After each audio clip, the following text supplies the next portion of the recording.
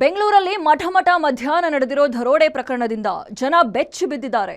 RBI ಅಧಿಕಾರಿಗಳ ಸೋಗಿನಲ್ಲಿ ATM ವಾಹನ ಅಡ್ಡಗಟ್ಟಿದ ದರೋಡೆಕೋರರು ಎಟಿಎಂ ವಾಹನದಲ್ಲಿದ್ದ ಹಣವನ್ನ ದರೋಡೆ ಮಾಡಿದ್ದಾರೆ. ಅದು ಬೆಂಗಳೂರಿನ ಅತ್ಯಂತ ಪ್ರತಿಷ್ಠಿತ ಏರಿಯಾಗಳಲ್ಲಿ ಒಂದಾಗಿರೋ ಜಯನಗರ ಫಸ್ಟ್ ಬ್ಲಾಕ್ನ ಅಶೋಕ ಪಿಲ್ಲರ್ ಬಳಿ ಘಟನೆ ನಡೆದಿದೆ. ಏನಿದು ದರೋಡೆ ಪ್ರಕರಣ ಅಂತ ಡೀಟೇಲ್ ಆಗಿ ತೋರಿಸ್ತೀವಿ ನೋಡಿ.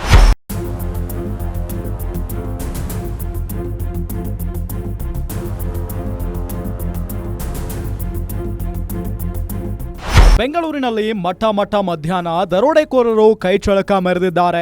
HDFC ಬ್ಯಾಂಕ್ ಎಟಿಎಂಗಳಿಗೆ ಹಣ ತುಂಬೋಕೆ ಹೋಗ್ತಿದ್ದ ವಾಹನವನ್ನ ತಡೆದು ಬರೋಬ್ಬರಿ 7 ಕೋಟಿ ರೂಪಾಯಿ ಹಣ ದೋಚಿ ಪರಾರಿಯಾಗಿದ್ದಾರೆ. ನೆತ್ತಿ ಮೇಲೆ ಸೂರ್ಯ ಸುಡುತ್ತಿದ್ದಾಗಲೇ ರಾಬರಿ ಆಗಿರೋದ್ರಿಂದ ಸಿಲಿಕಾನ್ ಸಿಟಿಯ ಜನ ಬೆಚ್ಚಿ ಬಿದ್ದಿದ್ದಾರೆ. ಜೊತೆಗೆ ಎಟಿಎಂ ವಾಹನಕ್ಕೆ ಇಬ್ಬರು ಗನ್ಮ್ಯಾನ್ಗಳಿದ್ರು. ಸುಲಭವಾಗಿ ದರೋಡೆಕೋರರು ತಪ್ಪಿಸಿಕೊಂಡು ಹೋಗಿದ್ದು ಹೇಗೆ ಅನ್ನೋದು ಪೊಲೀಸರಿಗೆ ಸಂದೇಹ ಬರ್ತಿದೆ.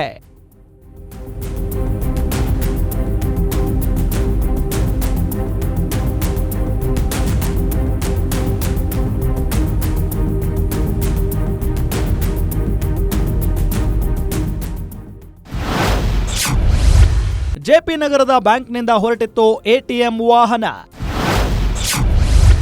ಗೋವಿಂದರಾಜನಗರ ಬ್ರಾಂಚ್ಗೆ ಹೋಗುತ್ತಿತ್ತು ಗಾಡಿ. ಸಮಯ ಮಧ್ಯಾಹ್ನ 12:21. ಬೆಂಗಳೂರಿನ ಜೆಪಿ ನಗರದ HDFC ಬ್ಯಾಂಕ್ನಿಂದ ಹಣ ತುಂಬಿಕೊಂಡಿದ್ದ CMS ಕಂಪನಿಯ ಎಟಿಎಂಗೆ ಹಣ ತುಂಬೋ ವಾಹನ ಹೊರಟಿತ್ತು.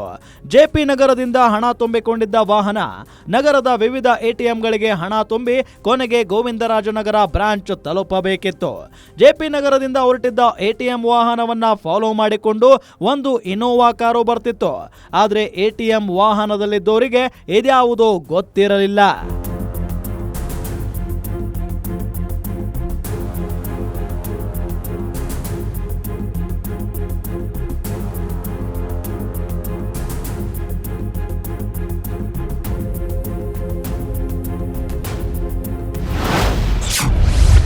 ಜಯನಗರದ ಅಶೋಕ ಪಿಲ್ಲರ್ ಬಳಿ ಎಟಿಎಂ ವಾಹನಕ್ಕೆ ತಡೆ.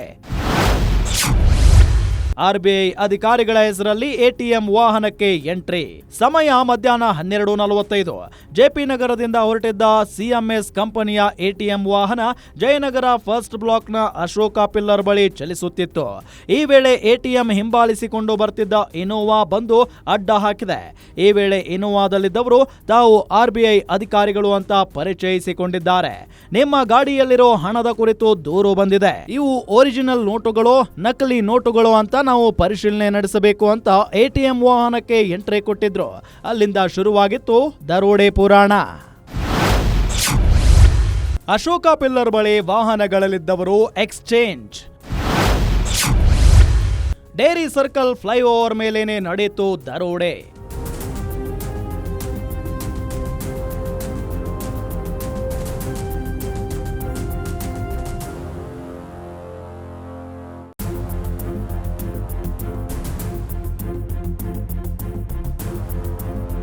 ಅಶೋಕ ಪಿಲ್ಲರ್ ಬಳಿ ಎಟಿಎಂ ವಾಹನವನ್ನ ಅಡ್ಡ ಹಾಕಿದ ದರೋಡೆಕೋರರು ಆರ್ಬಿಐ ಅಧಿಕಾರಿಗಳು ಅಂತ ಹೇಳಿ ವಾಹನಕ್ಕೆ ಎಂಟ್ರಿ ಕೊಟ್ಟಿದ್ರು.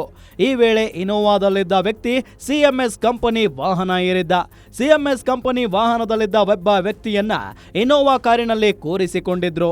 ಅಶೋಕ ಪಿಲ್ಲರ್ನಿಂದ ನೇರವಾಗಿ ಹೊಸೂರು ರಸ್ತೆ ಕಡೆಗೆ ಗಾಡಿಗಳನ್ನ ತಿರುಗಿಸಿದ್ರು.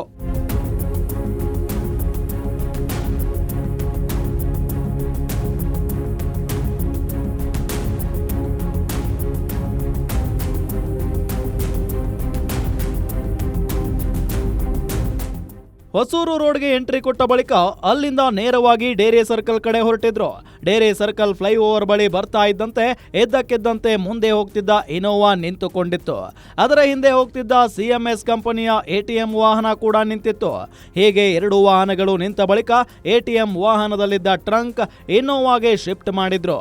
ಅಷ್ಟೇ, ಟ್ರಂಕ್ ಶಿಫ್ಟ್ ಆಗ್ತಿದ್ದಂತೆ ದರೋಡೆಕೋರರು ಇನೋವಾದಲ್ಲಿ ಎಸ್ಕೇಪ್ ಆಗಿದ್ರು.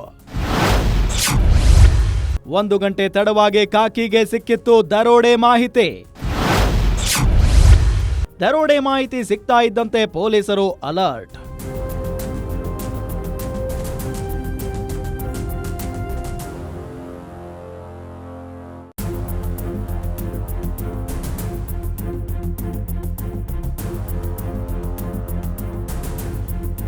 ಮಧ್ಯಾಹ್ನ 12:45ಕ್ಕೆ ಡೇರಿ ಸರ್ಕಲ್ ಬಳಿ ಎಟಿಎಂ ವಾಹನವನ್ನ ದರೋಡೆ ಮಾಡಿ ದರೋಡೆಕೋರರು ಪರಾರಿಯಾಗಿದ್ರು. ಹೀಗೆ ಎಟಿಎಂ ವಾಹನದಲ್ಲಿದ್ದ ಹಣ ದರೋಡೆಯಾದ ಬಳಿಕ ವಾಹನದ ಸಿಬ್ಬಂದಿ ತಮ್ಮ ಕಂಪನಿಗೆ ಮಾಹಿತಿ ನೀಡಿದ್ರು. ಅವರು ಪೊಲೀಸರಿಗೆ ಮಾಹಿತಿ ನೀಡೋ ವೇಳೆಗೆ ಅಮೂಲ್ಯವಾದ 1 ಗಂಟೆ ಕಳೆದು ಹೋಗಿತ್ತು. 1 ಗಂಟೆ ತಡವಾಗಿ ಮಾಹಿತಿ ಸಿಕ್ಕರೂ ಪೊಲೀಸರು ಫುಲ್ ಅಲರ್ಟ್ ಆಗಿದ್ರು.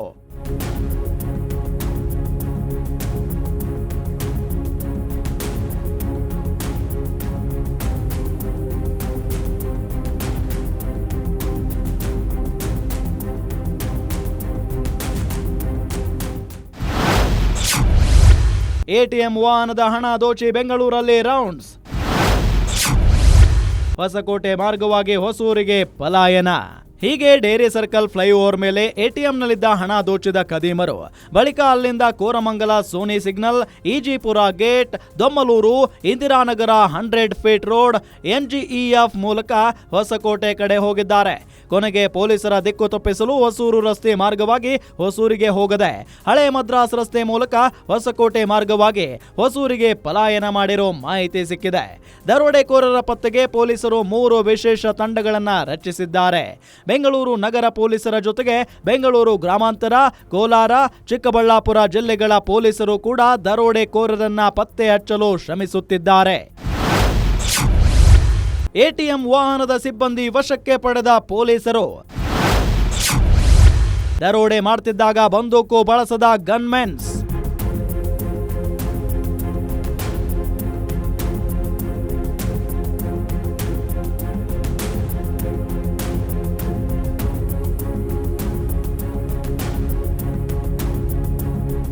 ತಮ್ಮ ಕಣ್ಣ ಮುಂದೆಯೇ ಎಟಿಎಂ ವಾಹನದಲ್ಲಿದ್ದ ಹಣ ಹೊತ್ತೊಯ್ಯುತ್ತಿದ್ದರೂ ಎಟಿಎಂ ವಾಹನದ ಸಿಬ್ಬಂದಿ ನೋಡಿಕೊಂಡು ಸುಮ್ಮನಿದ್ರು ಅನ್ನೋದು ಮೇಲ್ನೋಟಕ್ಕೆ ಗೊತ್ತಾಗಿದೆ. ಎಟಿಎಂ ವಾಹನಕ್ಕೆ ಭದ್ರತೆ ನೀಡುವ ಸಲುವಾಗಿ ಇಬ್ಬರು ಗನ್ಮ್ಯಾನ್ಗಳಿದ್ರು. ಎಷ್ಟಾದರೂ ಗನ್ಮ್ಯಾನ್ಗಳು ತಮ್ಮ ಬಳಿ ಇದ್ದ ಬಂದೂಕಿಗೆ ಕೆಲಸವನ್ನೇ ಕೊಟ್ಟಿಲ್ಲ. ಇದು ಪೊಲೀಸರ ಅನುಮಾನಕ್ಕೆ ಕಾರಣವಾಗಿದೆ. ಹೀಗಾಗಿ ಎಟಿಎಂ ವಾಹನದಲ್ಲಿದ್ದ ಸಿಬ್ಬಂದಿಯನ್ನ ಪೊಲೀಸರು ವಶಕ್ಕೆ ಪಡೆದು ತೀವ್ರ ವಿಚಾರಣೆ ನಡೆಸುತ್ತಿದ್ದಾರೆ. ಸೌತ್ ಡಿವಿಷನ್ ಅಲ್ಲಿ JP ನಗರ್, ಸಿದ್ದಾಪುರ ಮತ್ತು ಸುದ್ಗಂಟಪಾಳ್ಯ ಬೇರೆ ಕಡೆಯಿಂದ ಮಾಹಿತಿ ಬಂತು. ಬಟ್ ಎಕ್ಸಾಕ್ಟಾಗಿ ಈಗ ಸಿದ್ದಾಪುರ ಪೊಲೀಸ್ ಸ್ಟೇಷನ್ ವ್ಯಾಪ್ತಿಯಲ್ಲಿ ನಮ್ಮ ಸೌತ್ DCP ಮತ್ತು ಜಾಯಿಂಟ್ ಕಮಿಷನರ್ ವೆಸ್ಟ್ ಅವರು ಅಲ್ಲೇದಾರ ಅವರು ಆ್ಯಸ್ ಆಫ್ ನಾವು 7 ಕೋಟಿ ಅಂದಾಜು ಅದು ಅಮೌಂಟ್ ಹೋಗಿದೆ ಅಂತ ಮಾಹಿತಿ ಬಂದಿದೆ. ಆದರೆ ಇನ್ನೂ ವೆರಿಫೈ ಆಗ್ತಾಯಿದೆ. ಯಾಕೆಂದರೆ ಡ್ರೈವರ್ ಯಾರಿದ್ದಾರೆ ಅವರು ಕರೆಕ್ಟಾಗಿ ಮಾಹಿತಿ ಇನ್ನೂ ಹೇಳ್ತಾ ಇಲ್ಲ. ನಮ್ಮ ಟೀಮ್ಸ್ ಅವರು ಇಷ್ಟೇ ಮಾಹಿತಿ ಅದಾದ ಮೇಲೆ ನಾವು ಎಂಟೈರ್ ಸಿಟಿಯಲ್ಲಿ ನಾಕಾಬಂದಿ ಮಾಡಿದ್ದೀವಿ. ನಮ್ಮ ಪ್ರಯತ್ನ ನಾವು ಮಾಡ್ತಾಯಿದ್ದೀವಿ ಫಿಸಿಕಲಿ ಹಿಡಿಲಿಕ್ಕೆ. ನಮ್ಮ ಟೀಮ್ಸ್ ಎಲ್ಲ ಕಡೆ ಸ್ಪ್ರೆಡ್ ಔಟ್ ಆಗಿದ್ದಾರೆ. ಅದರಲ್ಲಿ ಬೇರೆ ಬೇರೆ ಥರ ಟೀಮ್ಸ್ ಕೂಡ ಮಾಡಿದ್ದೀವಿ. ಫಿಸಿಕಲಿ ಗ್ರೌಂಡಲ್ಲಿ ಕೆಲವು ನಮ್ಮ ಕಂಟ್ರೋಲ್ ರೂಮಲ್ಲಿದ್ದಾರೆ, ಬೇರೆ ಬೇರೆ ಟೆಕ್ನಿಕಲ್ ವಿಂಗ್ಸ್ ಅವರು ಎಲ್ಲ ಕೆಲಸ ಮಾಡ್ತಾಯಿದ್ದಾರೆ. ನಾವು ಆದಷ್ಟು ಬೇಗ ಇದು ಕೇಸ್ ಡಿಟೆಕ್ಟ್ ಮಾಡಲಿಕ್ಕೆ ಪ್ರಯತ್ನ ಮಾಡ್ತೀವಿ.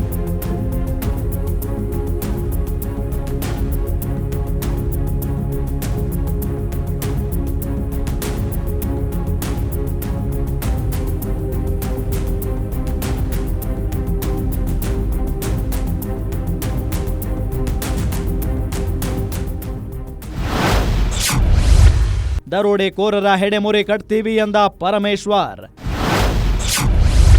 ಸಿಎಂಗೆ ಬೆಂಗಳೂರಿನ ದರೋಡೆ ಮಾಹಿತಿ ನೀಡಿದ ಪರಂ. ಬೆಂಗಳೂರಿನಲ್ಲಿ ಮಠ ಮಧ್ಯಾಹ್ನವೇ ಎಟಿಎಂ ವಾಹನ ದರೋಡೆ ಮಾಡಲಾಗಿದೆ.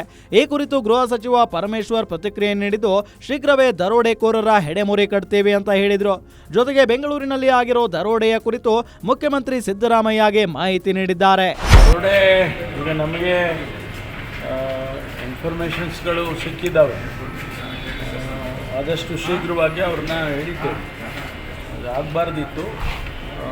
ಯಾರು ಇದಕ್ಕೆ ಕಾರಣಕರ್ತರು ಏನು, ಅವರು ಹಣ ತೊಗೊಂಬಂದು ATMಗಳಿಗೆ ಹಾಕುವಂಥದ್ದು ಇನ್ಫಾರ್ಮೇಷನ್ ಹೆಂಗಿತ್ತು, ಯಾರು ಇನ್ಫಾರ್ಮೇಷನ್ ಅವ್ರು ಕೊಟ್ಟಿದ್ದಾರೆ ಮತ್ತು ಅವರಲ್ಲಿ ಯಾರಾದರೂ ಇದ್ದಾರೋ ಇಲ್ವೋ ಗೊತ್ತಿಲ್ಲ ನಮಗೆ. ನಾವು ಸೀರಿಯಸ್ ಆಗಿ ತೊಗೊಂಡು ಇದನ್ನು ಮಾಡ್ತಾಯಿದ್ದೀವಿ. ಒಂದಷ್ಟು ಲೀಡ್ ಸಿಕ್ಕಿದೆ.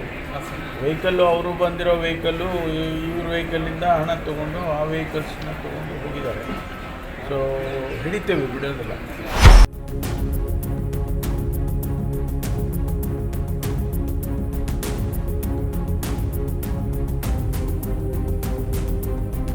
ಕಾರ್ತಿಕ ಅಮಾವಾಸ್ಯೆಯ ದಿನ ನಡೆದಿರೋ 2 ಘಟನೆಗಳು ಬೆಂಗಳೂರಿಗರನ್ನ ಬೆಚ್ಚಿ ಬೀಳಿಸಿವೆ. ಬೆಳಗ್ಗೆ ಹೆತ್ತ ತಾಯಿಯೇ ಮಗಳನ್ನ ಕಡಿದು ಕೊಲ್ಲಲು ಮುಂದಾಗಿದ್ಲು. ಈ ಘಟನೆಯನ್ನ ಅರಗಿಸಿಕೊಳ್ಳೋಕ್ಕೂ ಮುನ್ನವೇ ಬೆಂಗಳೂರಲ್ಲಿ ದರೋಡೆಕೋರರು ಕೈಚಳಕ ಮೆರೆದಿದ್ದಾರೆ. ಎಟಿಎಂ ವಾಹನವನ್ನ ಅಡ್ಡಗಟ್ಟಿ ಸುಮಾರು 7 ಕೋಟಿ ರೂಪಾಯಿ ಹಣವನ್ನ ಕದ್ದು ಪರಾರಿಯಾಗಿದ್ದಾರೆ. ಪೊಲೀಸರು ದರೋಡೆಕೋರರ ಪತ್ತೆ ಹಚ್ಚಲು 3 ತಂಡಗಳನ್ನ ರಚಿಸಿದ್ದು ದರೋಡೆಕೋರರ ಹೆಡಮುರಿ ಕಟ್ಟಲು ಮುಂದಾಗಿದ್ದಾರೆ. ಇದಾಗಿತ್ತು ಈ ಹೊತ್ತಿನ ವಿಶೇಷ. ನೋಡ್ತಾ ಇರಿ, ಇದು ಗ್ಯಾರಂಟಿ ನ್ಯೂಸ್. ಸುದ್ದಿ ಖಚಿತ, ನ್ಯಾಯ ನಿಶ್ಚಿತ.